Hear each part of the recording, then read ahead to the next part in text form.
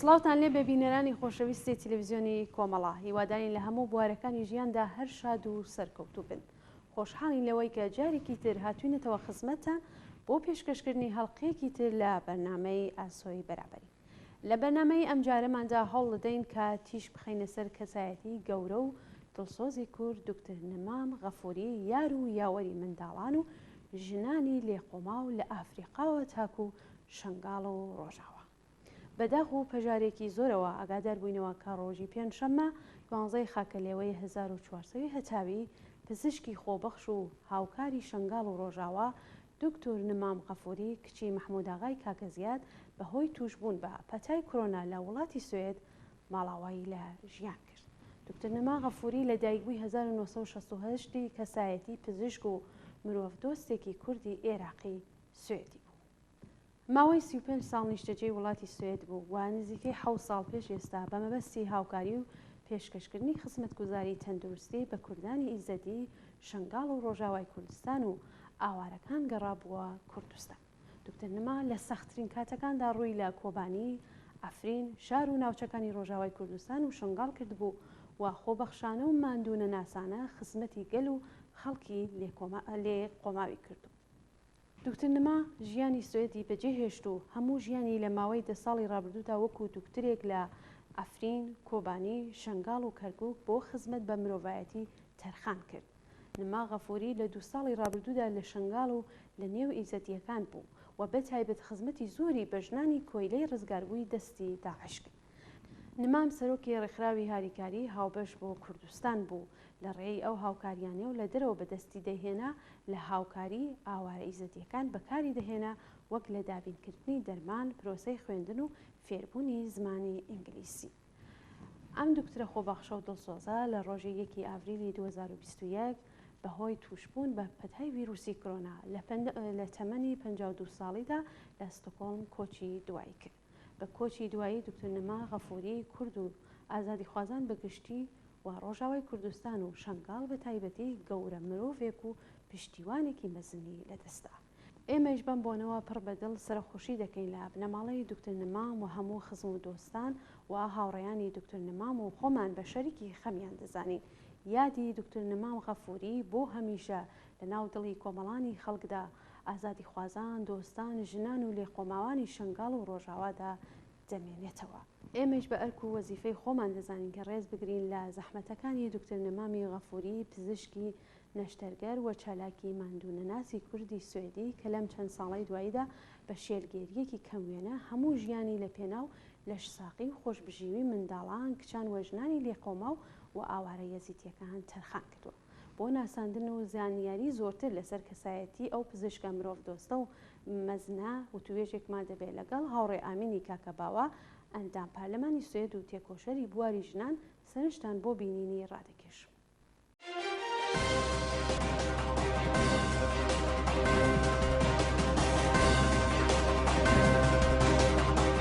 هاوڕێ ئامین، سەرەتا بە خێراتنت پێ دەڵێم و سپاس بۆ ئامادەبوون لە بەرنامەی ئاسۆی بەرابەری ئەم هەفتەیەمان. سپاس بۆ ئێوەوە، بۆ کارکنان و هەروەها بۆ بیسەران و بینەرانی تێوە کۆمەڵەش. بەڵێ هاوڕێ ئامین، پێمان خۆش بوو کە سەرەتا کورتێک لەسەر کەسایەتی نەمر دکتۆر نەمام بۆ بینەران باسکەن. بەڵێ هەر وەکو خۆتان ئاماژەتان پێدا، دکتۆر نەمام کەسایەتێکی زۆر گەورە بوو، ژنێکی زۆر ئازا و بەتوانە بوو، دکتورێکی زۆر باسەواد و بە دکتوری قەلب بوو. نەمام لە سەرەتاوە کە نەوجەوان بوو لە ساڵی 1975 میلادی کۆچیان کرد بۆ ئێران لە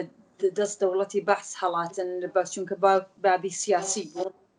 دیارە لە منتەقی نەغەدە لە کوردستانی ئێران بوو، لەوەکانە چوو بوو بۆ مەدرسە. کچێکی زۆر بەتوانا بوو لەوێش لە مەدرسە، بەڵام بەهانەی زۆریان پێگرت بوو بۆی کە بچێتە مەدرسەی قورئان و نازانم زۆر لەم شتانە و ئەو زۆر عاجزە بێ و بەداخەوە ناتوانێ دەرسەکانی لە ئێران ئیدامە بدات کە دەیویست ببێ بە دکتور. بەڵام کاتێک هات بۆ سوێد ئیتر زۆر بە زوویی، ینی لە عەرزی 1 ساڵدا ئەو تەواوی ئەو 3 ساڵی کە دەبێ لە بچێت بۆ ژمناسیەم و ئەوەی تەواو کرد دەیوی سەرچی زووترە بچێت بۆ دانیشگا بۆ دکتوری بخوێنێ و لە سەردەمی دانیشگا هەر لە تەرمی 1 و 2میەوە لە تەرمی دووەمیەوە ئەو داوای کرد کە بڕوا بۆ وڵاتانی تر ینی ئەو تەواوی قارەکانی دنیا گەڕاوە لەبەرەوەی کە کاری کردووە وەکو دکتورێک یا بەردەست دکتورێک لە تای مساحبەکانی لەگەڵ منە کە چەند جار داوەتم کرۆ بۆ پارلەمان باسی ئەوە دەکا کە مەسەلەن لە زیمبابوێ لە ئەتیوپیا لە هندستان لە وڵاتانی لاتین ئەمریکا لە هەر 3 پارچەکەی کوردستان وڵا هەر 4 پارچەکەی کوردستان ببەخشە لە تەواوی ئەو کچە کاری کردووە زەحمەتی کێشاوە دکتورێکی وەکو ئەو ئینسانێکی وەکو ئەو دەیتوانی لە وڵاتی سوێد و ئوروپا یا هەر وڵاتی لە ئەمریکاش کاری کردووە لە واشنگتۆن لە خەستەخانەیەک یا بڵین لە بیمارستانێک لە نەخۆشخانەیە لەوێکانە کاری کردوانی لە هەرچی جێگەیەکی ئەو دنیاە دەڵێ ئەم ژنە بۆ خۆی یەکدانە شتێکی جوانی بەجێهێشتووە بۆ ئینسانیت بۆ بەشەریت بۆ ژنان لەگەڵ ژنانێکە تەجاوزیان پێدەکراو و ئەو مەسئلەی ئایتسیان گرت بوو لە وڵاتانی ئەتیوپیا و ئەوە لە شەڕەکاندا کە لە ئەویش لەوێدا کە لە خەستەخانەیەک لە بیمارستانی کاریەک کرد لەگەڵ ئەم ژنانە بوو کە تەجاوزی جنسیان پێ ئەکرا و لە ئەو مساحبەیدا لەگەڵ ئەم من باسیەکە کە چەندە بۆ خۆی دەڕۆیشتەوە بۆ ماڵێ دەگیریا بوو ئەو ژن و تەواوی مناڵ بوون کچی مناڵ دەیکوت ئامینە ئەوانە کە تەجاوزیان پێکراوە لەو تەریقەوە ئەیتسیان پێوارس بووە هزار هانەیانە کرد بە ئەم منە کچە مناڵانە زۆربەی ژێر 18 ساڵ بوون لەبەر ئەوە من شەو ڕۆژ دەگریام لە تەنهایی خۆمدا دەمکوت ئەی هاوار بۆ ئەو هەموو زۆڵمە دەچێت لەم ئینسانە بۆ ئەو هەموو زۆڵمە دەچێت لە ژن لە شەڕیشدا لە شەکەیان بۆتە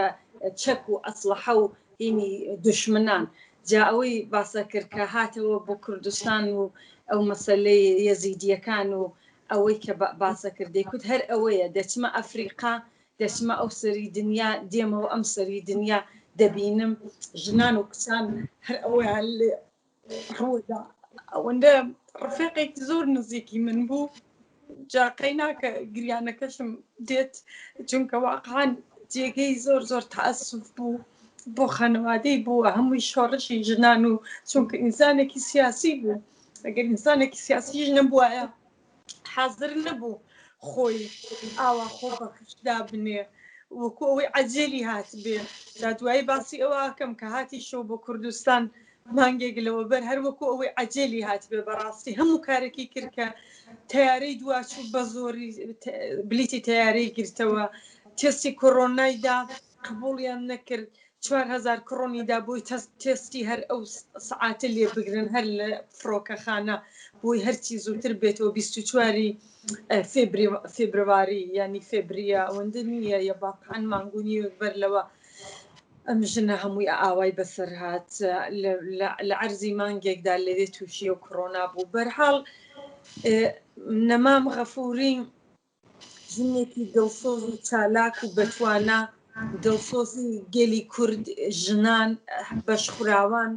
و ئەوانەی واقعان کە زۆر زۆر زۆر وەزئیان خراپە ئەو بە منیە کوی دەیکوت ئامینە ئەگەر داعشەکانیش لە ئەلهۆڵ احتیاجیان بە مەدەسین بێ بە دکتۆر بێ بە دەوا بێ من حاضرم هەر منم کرد زۆر کاری چاگەکەی تۆ کاری ئینسانیەکەی ئەو ژن و منداڵانە بەرحاڵ هەر کەسێک نەخۆش بێ دەبێ ئینسان دەوای کات خۆ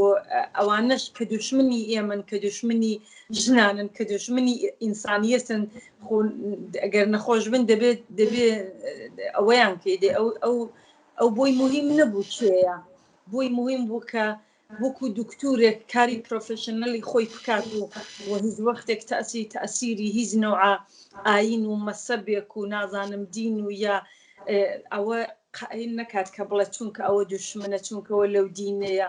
ئەو زۆر زۆر نیگەرانی ئەوەش بوو کە دەیکوت هەر مەژنی یەزیدی نییە هەتا ئەو ژنانەی کە لە شیعەشن ئەوانیش زۆر زۆڵمیان لێچووە ئامینە ئەوە با بزانانی ینی ئەو وان نەبوو کە بڵێ فقط لەسەر یەزیدیەکانیش وە لە دیارە ئەم ماوەی آخرکە ئەم چەند 6 ساڵەی ئەخیرە 7 ساڵەکە دوای شەڕەکە کە سووریە و عێراق کە داعش ئەوەی کرد هاتە سەر زەنجار و شنگال و ئەوە ئیتر ئەو ڕۆیشتەوە و تەوا وەختی خۆی دانا لە سووریا لە کوردستانی تورکیە لەوێکانش کە دەوڵەتی فاشیستی تورکە ئەو خەڵکی زۆریشی لەوێ ئاوارە کرد ئەو لەو کەمپانیای ئەو سێ وڵاتە کاریە کرد. بەڵێ هاوڕێمین پێم خۆش و لێرە یەکچت باسکەم ئێوە باسی کەسایەتی دکتۆر نەمامتان کرد چه شتێک بووە باعسی ئەوەی کە کەسێک وەکو دکتۆر نەمام وڵاتە وڵات گەڕێت وە کۆمەکی ژنان کە ئایا ئەو هەستە ئینسانیە بوو یان ئەو چی بۆ باعسیەوەی کە ئەو کەفێتە دوای ئەم کارانە؟ معلومە بەشی ئینسانی ئینسانەکان کە ئینسان دۆست بن خۆبەخش بن ئەوە بۆ خۆی یەکێک لە هیمەترین خصلەتە لە هەر ئینسانێکدا و لە ئینسانێک لە ژنێکی وەک ئەویشدا ئینسان بوونی و هومانیسم زۆر مهمە و ئەویش ئینسانێکی چەب بوو وەلێ نەیدەویست لە مەسەلەی سیاسیدا مثلەن کە ئەوانە باسکات هەرچەند مۆزوعەکانی کە ئینسان دەیخوێنێتەوە هەرچی شتێکی نووسیوە لەسەر فەیسبوک و سۆشیالە میدیەکانی تەواوی مۆزوعی زۆر ڕادیکاڵ و ئەوەیە دیارە زۆر کەسی کەش هەم چەپن ڕادیکاڵن وێ بۆ ئەندازەیە کە ئەو ئاوا گیانی خۆی دانا لە پێناوی خزمەتکردن بە ئینسان بە ژنان بە مناڵان ئەوەی ئەو خۆی باوەڕی بوو ئەوە دیارە ئەوە دەنوێنە کە ئەو هەمیشە بە منێ کود من دەڕۆشتم بۆ ماڵی هەردووکمان دیارە زۆر ئینسانایەکی سادە ئەژین و هەردووکمان زۆر وەگەیەوە لێویش ئەم دەمکودە تۆ دکتوری ئیسراحەت هەیە کە ماڵەکەی دوو تاق بوو ڕاستیەکدانە و تاقی پڕ بوو لە وەسایل کە هەمووی دڵی لە لای پەنابەران بوو دەیکوت ئامینە دەبێ من هەرچی زووترە تەیارە دەستم کەوێت و کە 200 کیلۆم بۆ بەرێ جاری وایە 300 کیلۆ جاری وایە 50 کیلۆ یعنی هیچ وەختێک لە 50 کیلۆ کەمتر شتی نەدەناردەوە بەر لەوەی خۆی بڕوە دەیناردەوە بۆ خۆشی نزیکی 80 کیلۆیەکی لەگەڵ خۆی ئەبەر جاری وایە بە تۆنیش نەکەر بە کیلۆ بە تۆن من لە بیرم دەیەکدانەجار 500 کیلۆی ناردەوە من خۆم لەوەدا کۆمەکم کردیانی ماڵیشی لێرەکانش لە خزمەتکردن بە ئینسانیەت و بە دۆستایەتی و بە مرۆڤایەتی بوو یعنی نەمام واقعاً ژنێکی زۆر باسەوات دیش بوو ئەو ماجستری هەبوو لە مەسەلەی قەلبدا دکتوری قەلب بوو بۆ خۆی یعنی ساڵهای ساڵ 20 ساڵی تەوا ئەو دکتوری قەلب کاری کردووە لە زۆربەی بیمارستانەکانیش حتا لە سوێد دەهاتەوە لە یەک بیمارستانی مشخص کاری ناکردە چووە ئەکسەری بیمارستانەکان لە هەموو منتەقە وڵاتە بەشەکانی سوێدیش حتا یعنی ئەوە مەبەستم ئەوەیە ئینسان دۆستی و خۆبەخشی و هیومانیسمی یا هومانیتی ئەم ژنە ئەنوێنێ کە چەندە حەولیدا چەند خزمەت بکات بە تایبەت بە ژنان و منداڵان چونکە دەزانێت کە زۆرتر لە نیوەی کۆمەڵ ژنە و بەشخراوە و بە تایبەت لە وڵاتانی کە شەڕی تێدایە و کە ناکۆکی تێدایە هەر لە ئەفریقاوە بگرە هەتاوەکوێ هند و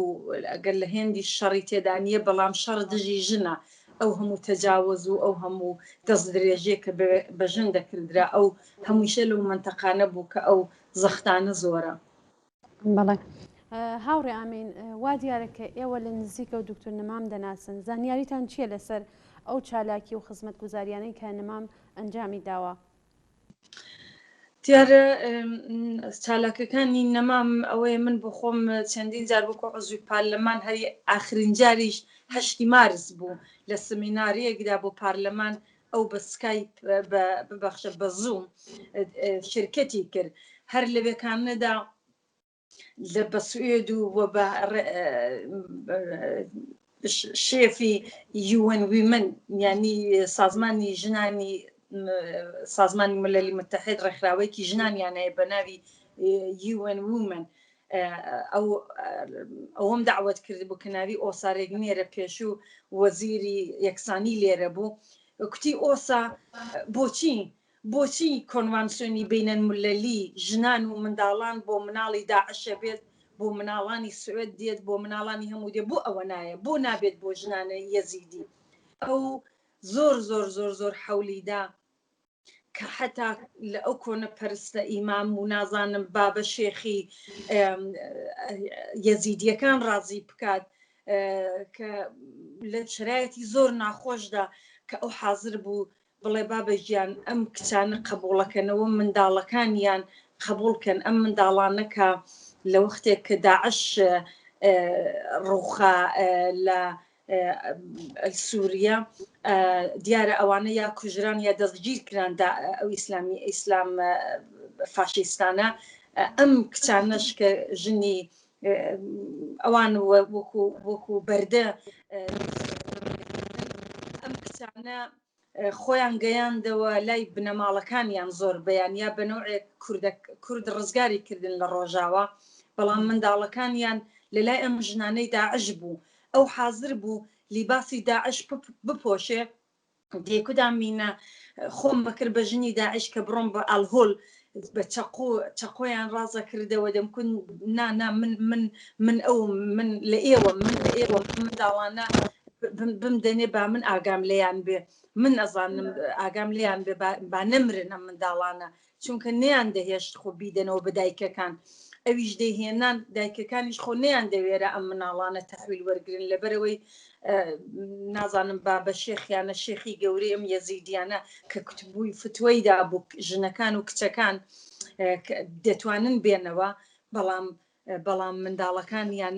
چونکە منداڵی داعشە ناتوانێت سە بزانە ئەو فەرهەنگە کۆنە دواکەوتویە مناڵێکی بەدبەخت خۆ نەیەویست دایکەکەی تەجاوزی پێ بکرێت ئەویش هەمووی مەسەلەکەی نەمام ئەوە بوو کە ئەوان حاڵی کە با بە خەتای مناڵی بەدبەخت چییە خەتای ئەو دایکە چییە کە خۆی مناڵ بووە ئەمانە وایان لێ کردووە دەیان جار باسی کرد لە مسەحەبەکاندا لەگەڵە من دەیکوت ئەم کچانەی کە ئاوایان بەسەر هاتووە کە دەهاتنەوە بۆ لای بنەماڵەکانیان بۆی ئەوان ڕازیکی حەدی ئەقل با بە شێخ ڕازی نییە بادە خانەوادەی ئەم کچانە ڕازی بکە بۆی ئەو منداڵانە بێنێ لەو فەرهەنگە کۆنەی لای ئێمە خۆ فەرق ناکە یەزیدیە مسلمانە غیرە مسلمانە هەر ئەو فەرهەنگە پیا و مەزنی کەلتوری ناشیرینە دەش بە ژنان ئاوا بوو دەیکوت خۆی دەگیریان نەمام دەیکوت کە وەختێ برای کچەکان دایکەکەیان دەیکوت براکەشت لەگەڵت بخەوێ مشکل نییە تۆ تازە پیسی تۆ تازە ئەمانە داعش وایان لێ کردووی تۆ تازە مسلمان ئاوای لێ کردووی یعنی هزار ئەهانەت دەکرا ئەو نەمامە دەکوڵات بە گریان کە ئێمەش لەگەڵ یەکگریان کە خۆی ئینسان خۆی زانێ دایک و باوکی خۆت ئەهانەت پێ بکەن چونکە ئەتۆ داعشی فاشیستی ئیسلامی وای لێ کردووی بردووتی تەجاوزی پێکردووی ینی ئەو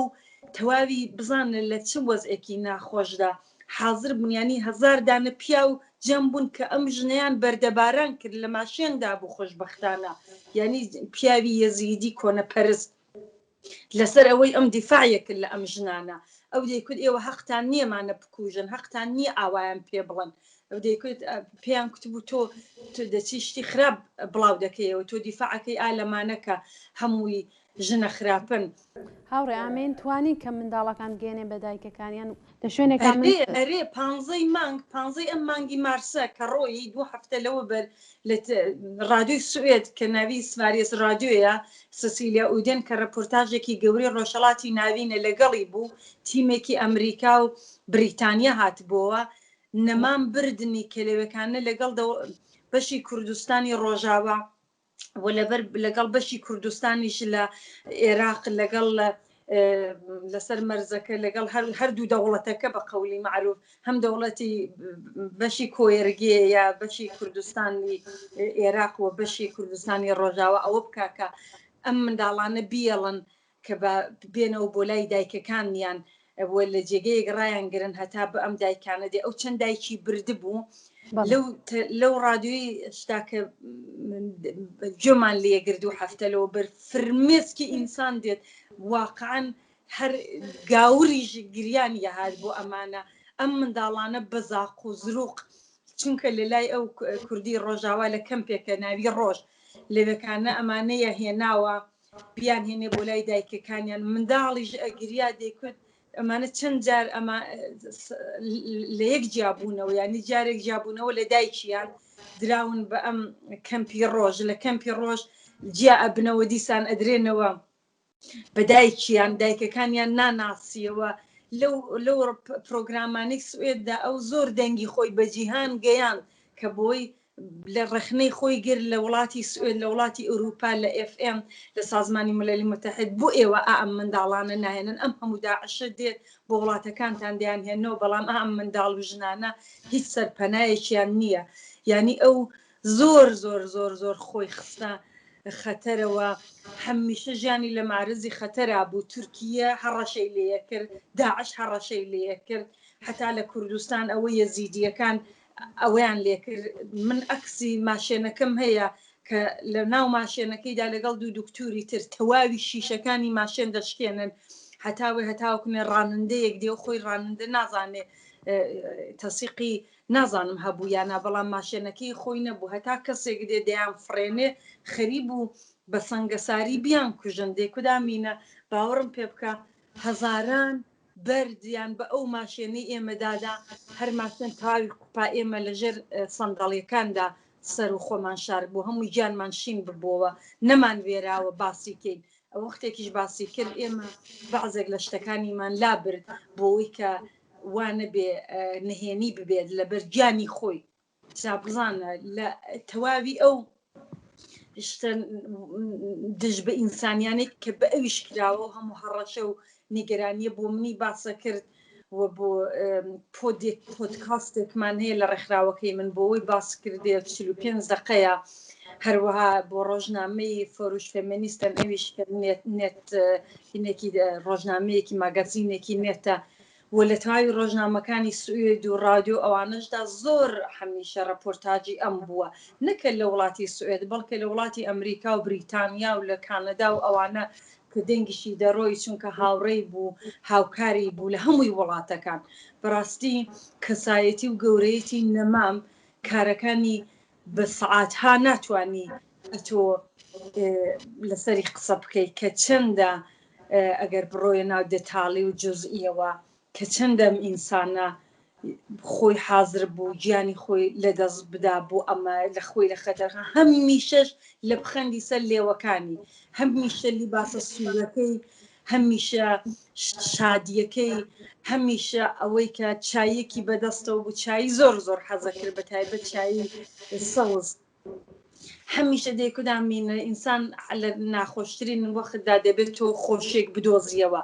لە ناخۆشترین وەختا کە کایی دەدۆزیەوە بۆ ئەو منداڵانە لە هەر ئەکسێک و ڕسمێکی دەنار هەمیشە لەگەڵ ئەم منداڵانە بە پێکەنینەوە زبانی ئینگلیسی بۆ دانابوون لەو ڕێکخراوەی خۆی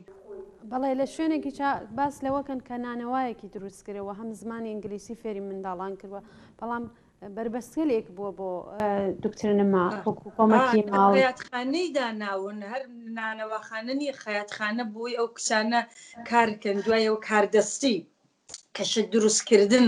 ئەوەی کە بتوانن لیباس خۆیان بدرون شت دروستکەن بۆ منداڵەکان کە بتوانن نەقاشی و کاری دەستی بکەن بۆی بتوانن ئەو شتانەی بەسەریان هاتووە لەگەڵ دایکەکانیان بۆ کاری لەسەر بکەن چونکە ئەوە زۆر لە حازی ڕەوانشناسیەوە زۆر مهمە کە کەسێک لە ئەم شەڕ و ئەوانەی بەسەر هاتووە وەکو ئەم ژنە یەزیدیانە ئەم کچە یەزیدیانە و منداڵەکانیان دەبێت بە نەقاشی و بەکارهایەکی کەلتوری بۆی ئەمانە لەگەڵی ئەکار بکەن بۆی کە بتوانن ئەوە نێفکرهای تر بکەنەوە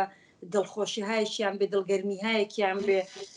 چوزانم هیمەتی خۆیان بەکار ببن فکرێکی تر بە فکرێکی تازەترەوە بتوانن ئەو مەسەلەی داعش و کوشتن و بڕین و تەجاوز و دەستدرێژی و ئەهانە و تەواوی شەڕ و بەدبەختی ئەمانیان لەبیر بچێتەوە نەمام یعنی کەسێک نەبوو فقط دکتورێکی مەدیسین بێ دکتورێکی فقط دەوا و دەنمە ئەو دکتورێکی وەکو ڕەوانشناسی زۆر کاری لەسەر ئەم منداڵ و ژنانە کردووە لەسەر زۆر نەکە لە بە هەموو بەشەکانی کوردستانیش یەک شتیشتان بۆ باس بکەم ئەوەیە کە وەختی کە زەلزەلەکە هاتبوو بوومە لەرزە لە کوردستان لە ئێران و لە بەشی کوردستان هاتبوو ئەم کچە حەولیدا زۆر شتی کۆ کرد بۆەوە ئیمداد کە بێت بۆ کوردستانی ئێران بەڵام لە مەرز پاسداران نەیان هێش چەند ڕۆژ ماوە خۆی شاردەوە و هەمیشە ئەوەندە ئازایە هەمیشە خۆی شتێک لە خۆی دەهاڵاند و خۆی بکات بە کەسێکی تر پاسپۆرتی ئەوەیان نەبێت کە بەنەوەی خۆی لە ناو جەمعی تر خست بوو و لە ناو ماشێنێکدا کە بێتن هات بۆ کوردستانی ئێرانیش یەکدا نەماشێنی زیاتر وەسایلی مەدەسین و ئیمداد و دەوا و دەرمان و پزەشکێنە بۆ ئەوەی لەوەکانە خەڵک دەیەوێ ینی بەر خۆی دەگەیاندە هەموو جێگەیەک دەگەیاندە خۆی دەخستە ئاورەوە بۆ ئەوی کە ئینسان ڕزگارکە ینی ئەو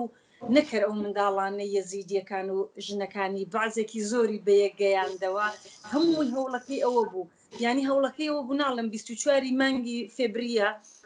هیارەی لە دەستدا بوو ئەوەی کە ئەم کۆڕۆنا تێستەکەی دەیان دەویست مثبت بێ کە بڕواتەوە بۆ سووریا و بۆ عێراق بەڵام ئەوان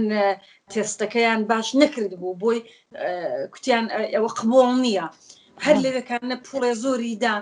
بلیتی تیارەی لە دەست چوو دیسانەوە گرتێ وەکوی عەجێلی هات بێ دەیکوت ئامینە دەبێ هەر بڕۆمەوە دەبێ بڕۆمەوە ئەو منداڵانە حتمما بە دایکەکانیان بگەێنم هەرچی زووترە ئەو کارە ئەو نەیکردای دڵنیا بم هیچ کەس لە ئێمەمان نەمانەتوانی بیکەین چونکە ئەو ئۆتۆریتەیەکی زۆری بەدەستهێنا بوو زۆر احتبارێکی زۆری بوو لە هەموو بەشەکانی کوردستان دیارە هەم لە ڕۆژاوە هەم لە باشووری کوردستانیش و لە هەموو لە باکوور و لە هەموو بەشەکان ئەو بەخاترێەوەی کە دکتور بوو نەشیان دەتوانی بەر بە دکتور بگرن بەرحاڵ چونکە ئەو شتێکی ئینسانی و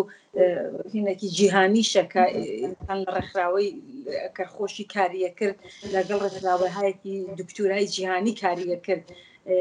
ئەویش بۆ خۆی تەجروبای زۆری بوو کە بەکاری دێنا لە هەموو ئەو کەڵکی وەرەگر لە هەموو تەجروبەکانی خۆی و هاوڕێیانی و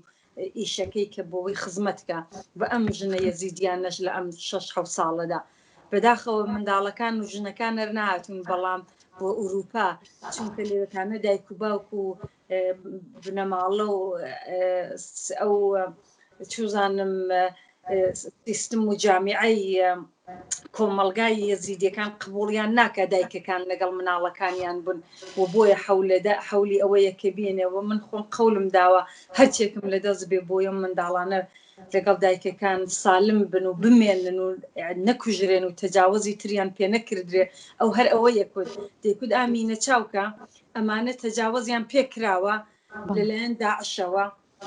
هاتوونەتەوە ژنی داعش پێیان دەکە هاتنێتەوە بۆ لای وڵاتەکەی خۆی کۆمەلگاکەی خۆی لەوەکانە بە براو بە دەوروبەر و هەمووی دەڵێن جا ئێوە تازە ئیسفادەتان لێکراوە جا ئێوە تازە ژنان هیچ و پوچ و بێ ئەرزشن ئێمە ژەتوانین لەگەڵتان بخەوین ینی چابزانە براو مام و کەسی خۆت ئەوەت پێ بڵێ دەیکوت جابزانە ئەمانە ناتوانن ئەمانە حتمما دەکوژرێن هەر بۆیە دەبێ هەموو کارێ بکەین ئەمان ڕزگارکەین و بۆیە ئەویش خۆی هەموو شتێکی کردکە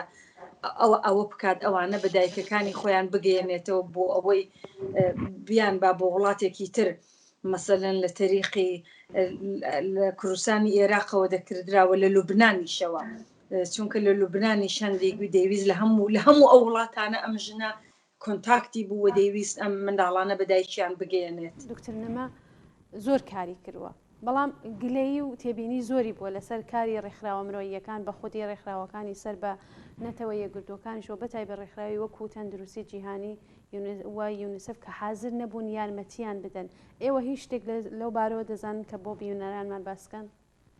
ئەرێ دەزانم ئەوان حازر نەبوون وایە ڕەخنەکەشی لە ڕۆژی 8 مارسدا لە سەمیناری ئێمەدا لە پارلەمان هەر ئەوەی مەترح کرد و کوتی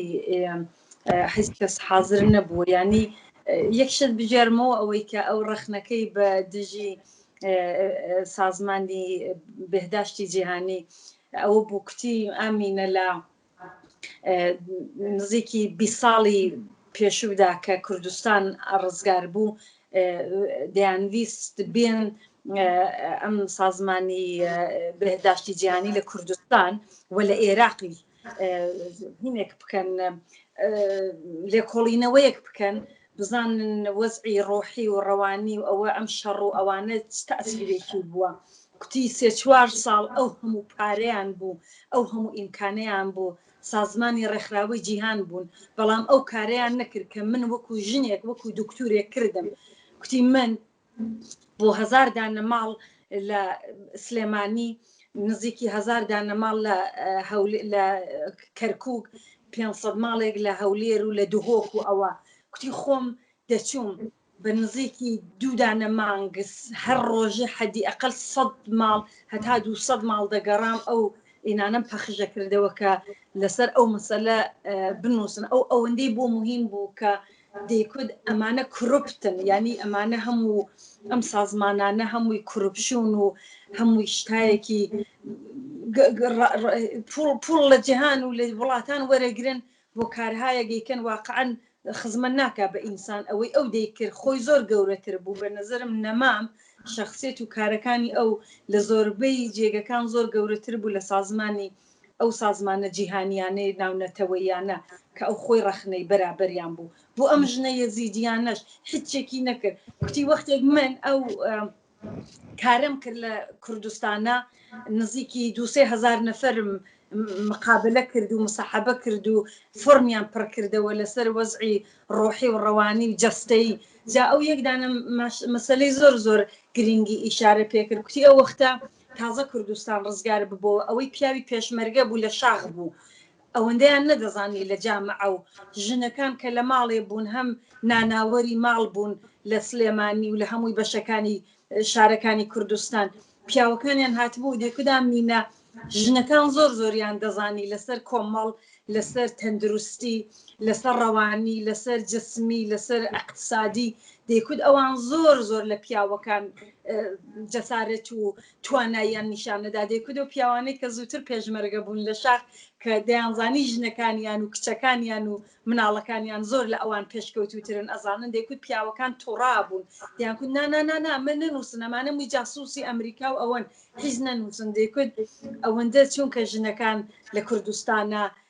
کە پیاویان لە شاخ بووە و لە پێشمەرگایەتی بووە خۆیان ئەوەندە مەسئولەتیان قبول کردووە 100 بەرابەری پیاوەکان بەتوانایی بوون ئەم کاری منم کرد قەت سازمانی مللی متحیدیات توزانم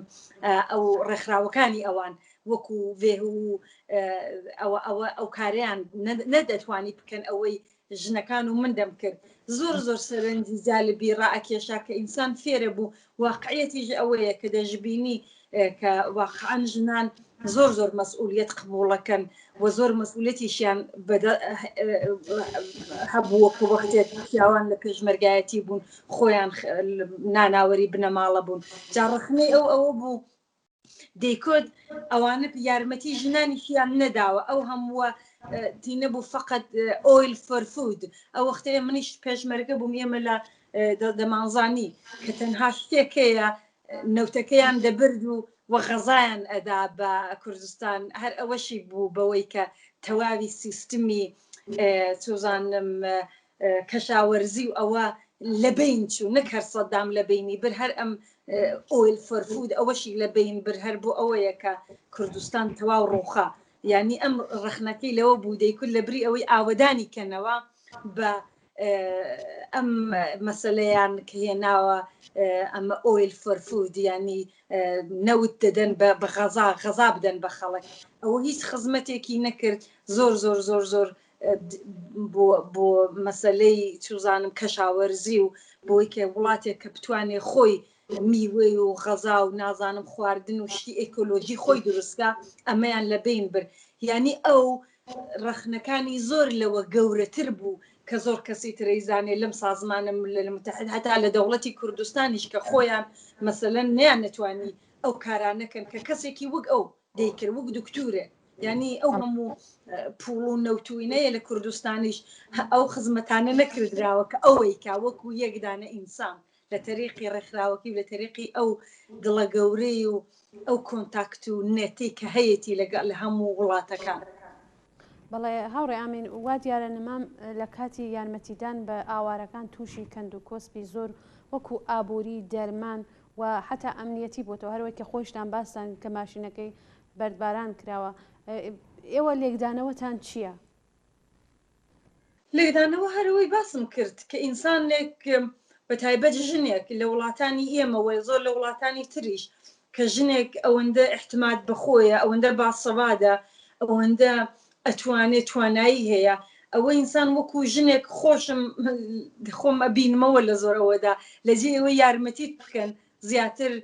سەرزەنش دەکەن. بەڵام دیارە ئەو زۆر خەڵکیش کۆمەکیە کرد، زۆر ژن و پیا و لە کوردستان و لە هەموو وڵاتەکان و لە سوێد دیارە لە پشتی بوون. بەڵام ئەوە دەیکردە هۆی ئەوە دەنگی یەک ژن دەیتوانی یەک وڵات بلەرزێنێ، دەنگی یەک ژنی وەک نەمام، دەنگی نەمام ینی دەنگی خۆی وەکو ژنێکی چالاک دکتورێک ئینسانێک دەنگی ئەو دەوڵەتانی دەلەرزان. سەدای ئەو لە ڕادیۆکان و لە ڕۆژنامەکان وای دەکرد کە نکرد هەر دەوڵەتی کۆیەرگی کوردستان و ڕۆژاوا و ئەوە زۆربەی وڵاتەکانی تریش کە بە قسەی بکەن هەتا حەدێک. دیارە ئەوەیە ژنێکی ئاوا هەمیشە لە معرەزی خەتەردایە، ژنێکی ئاوا هەمیشە هەڕەشەی لەسەر بوو. ئەکسی نار بۆ من وەختێک من نمونونەکەی ئەوەیە کە باسکەم ئێمە زۆر یەکمان نەدی دەیکودامینە ئەکسەکان دا منێ بەیەکەوە هەم من هەم ئەتۆ زۆر هەڕەشەمان لەسرە. چەندان تێکستی بۆ ناردم کە لە ڕۆژنامەی ئەردۆغانیدا هەم ئەمن هەم ئەو هەردووکمان کە تێداین لەوەدا کە هەڕەشەمان لێکرا بەناو تەرۆریست و نازانم بە ناوی پێکاکا و ئەوە بەکارت دەبن. یعنی هەر کەسێک دڵی بۆ هەر چوار پارچەکەی کوردستان لێداوە یا بۆ خەڵکی کورد بەتایبەت لە تورکی و لە ڕۆژاوا بە پێکاکا و باین لە قەڵەمەدرێ ئەو لەگەڵ هیچ حیزبێک مشەخەز نەبوو وەێ ئەو دڵی بۆ هەموو کەس لێ ئەدا و واقعاً هەمیشە دەیگوت یپێژێ و یپێگێ لە کوردستانی لە ڕۆژاوا ئەگەر ئەوان نەبوونایە خەباتی ژنانی کورد ئەسڵەن ئاوا ناوی نەدەبوو. خۆڕاستی ژەکە ئێمە هەمووی دەورانێک پێشمەرگە بووین، بەڵام بە ئەو وەختانە میدیاکان ئاوا هەبوون، سۆشیال میدیا بوو، بەڵام ئەوانەی کە واقعاً خەباتی کوردستان و گەلی کورد و چەپ بە تایبەت بەرزیان کردەوە ئالەم ساڵانەی ئەخیردا ژنانی کوبانی و ژنانی ئەفرین و ژنانی ڕۆژاوا بوون. ئەو دیفاعیە کرد هەر بە خاتری ئەوە لە معرەزی خەتەردا بوو لە تورکی و لە داعشی و لە هەمووی ئەوانە. حتا بەعزە کوردیش ئەوەیان پێ ئەکوت ئەتۆ ئەوەی کوڕبا من دکتورم، ئەمە ئەگەر داعشش دەیکو دەگەر داعشیش منداڵەکانیان ژنەکانیان بۆ خۆیان زەخمی بن من ئەو کارە ئینسانیە دەکەم. یعنی هەر بە خاتری ئەو کارە ئینسانیەی، هەر بە خاتری ئەو دڵە گەورەی، هەر بە خاتری ئەو جەسارەتی بە خەرجی ئەدا دیارە ئەویش لە معرەزی خەتەرا بوو لە هەموو لایەکەوە. بەڵێ هاوڕێ ئامین بەڕای ئێوە نمام لە ئاستی پێویستدا ناسرااو بوو لە ناو کۆمەلگا و نێونەتەوەیدا یا ئەگەرنە هۆکارەکانی چی بوو؟ ئەو ناسرا بوو، بەڵامی تر دیارە وەکو ژنێکی ئەوە کە حولی یەدا بووە معتەقید بوو لەسەر ئەوەی کە خەڵکی کورد دەبێ بە مافی خۆیان بگەن، ژنانە بێ بە مافی خۆیان بگەن. ئەو لەسەرەوە زۆر سوور بوو. دیارە مۆزوعی سیاسیشی بوو. من دڵنیا بم پیاوێک ببوایە و زۆر کۆنسەرواتیڤ بوو، ناسیۆنالیست ببوایە بە نوعێکی تر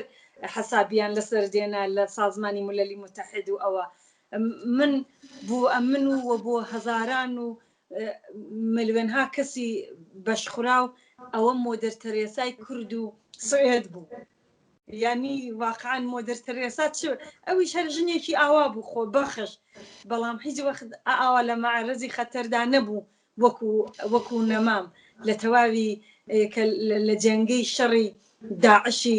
خوێنمەژ و دەوڵەتی تورکیە و سووریە کە هێرشیان هێنابوو بۆ سەرگەلی کورد و بۆ سەر ئەو مینوریتانە یا بڵێەوە قەلیەتانە وەکو یەزیدیەکان هیچ کەسێک ئاوای نەکرد کە ئەو جەنگەی شەڕدا ئەوە بوو. دەبواە نۆبل پریسیان پێ بدایە پریسی یا چوزان جایزەی نۆبلیان پێ بدایە من بۆ خۆم لە نەزەر ما بوو تەواوی ئەم ساڵ کە خۆم وەکو عزوی پارلەمان نەتوانی کەسێک نۆمینەیت کەی من یەکدانە تیمی دکتورای کوبام کرد کە ئەوانی زۆر کاریان کرد بۆ هەموو وڵاتانی ئوروپا و ئافریقا لە وەختی ئەبۆلا و هەروەها لە وەختی کۆڕۆناژدا دامنا بوو ئەم ساڵ بێتەوە حتمما نەما بەداخەوە نەگەیشتین بەوە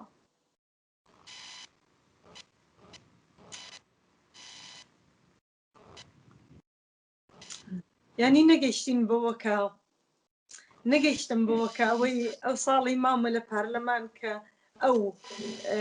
بتوانم نومینێت کەم یا ئەوەی کە بڵێن ببێتە نامزەدی ڕێکخرا بۆ ئەوەی کە جایزەی نۆبل وەرگرێت پێشیان نەدایە هەر خۆش بوو کەسێکی ئاوا ئەوە بکەیت ببێتە نامزەدی ئەو ڕێکخراوەوە پێشنەهات بکردرێت بەرحاڵ نەمام دیارە زۆر جێگەی خاڵی بەجێهێشت بۆ هەمومان بۆ خەباتی ژنان بەتایبەت بۆ ئەو ژن و مناڵانەی یەزیدی بۆ توای ئەو پەنابەرانەی ڕۆژ و ئاڵهوڵ و کوردستانی عێراق و سووریە و تورکیە بۆ هەموو ئینسانێکی بەشخراو و بەتایبەت یەزیدیەکان ئەوانەی کە هەمیشە دەیکوت ئەگەر ئەو مەسەلەی جایزەی نۆبل نەدرایە بە یەکدانە ژنی یەزیدی هیچ وەخت مەسەلەی یەزیدی نەدەهاتە ناو نێونەتەوەکاندا تەنها ئەوە بوو کە ئەوانە زۆر بۆیان مهم نییە ئەگەر بۆیان مهم بواە ئەوان زۆر کاریان نەتوانی بکەن ئەم هەموو خەڵکە دێنن ئەو هەموو داعشە لە وڵاتەکانیانە حاضر نین نە UN نە ئوروپا و نە وڵاتی سوئێدی زۆر ڕەخنەی بوو چەندین جار من داوەتم کردو بۆ پارلەمان کە قسەی کردووە قسەکانی خۆی زۆر بە جوانی و ڕەخنەکانی خۆی ڕاگەیاندووە و حەزی کردووە بەگوێی سیاسەت مەداران بگات. بەڵێ هاوڕێ ئامین من پرسیارێکم نەماوە ئەگەر خۆتان پێتان وایە نوکتێک یا قسێک ماوە ئاماژتان پێ نەکردووە فەرموون. نەوەڵا بۆ زۆر سپاسی ئێوە دەکەم کە ئەو مەجالەتان ڕەخسان کە من بتوانم هەم خۆشی و هەم بەوەی کە ئینسان ناشتوانێت دڵی پڕ نەبێ ئەوەش بەشێکە لە ژیان و بەشێکە لە خەبات من واقعان خۆم سەرخۆشی خۆم بە بنەماڵەی و بە تەواوی هاوڕێیانی و بە تەواوی ئەو ژنانەی یەزیدی و هەموو ئێوانەی کە پەنابەر و ئەوەی کاری لەگەڵ کردووە و هیوادارم ئێمەمانان کە لە هەچکۆیەکەین بتوانین ئەو ڕێگەی ئەو ئیدامە بدەین ئەگەر دکتوری ژنین بە کاری ئینسانی بە خۆبەخشی و هەروەها بە ئەو پەڕی دڵسۆزیەوە و هیواداریشم هەر کەسێک گوێ لە دەنگی منە ئەو مەسەلەی کۆڕۆنا بەجددی بگرێ شێژێر پای نەخەن بەتایبەت لە کوردستانی هەم عێراق هەم ئێران زۆر بووە و هیوادارم حەدیقەل 2 میتر لە یەک دوور بن کەس مەبینن کە نەتاندی و قەیناکە ئێمە ئەوتا لە هەندەران خۆم لە 33 ساڵدا یەک جارم دایک و باوکم دیوە 2 جارم هەمووی خانەوادەشم نەدیوە بەڕاستی قەیناکە با 1 ساڵ یەک نەبینین بۆ ئەوەی چ بمێنین کە خەبات کەین کە بتوانین واقعاً ئەو کارەی کە نەمام کردوێتی ئیدامەی بدەین من هەر ئەو داوایم هەیە و سپاستانەکەم و دەستی ئێوەش خۆش. زۆر سپاس بۆ ئامادەبوونت هاوڕێ ئامینی کاکە باوە.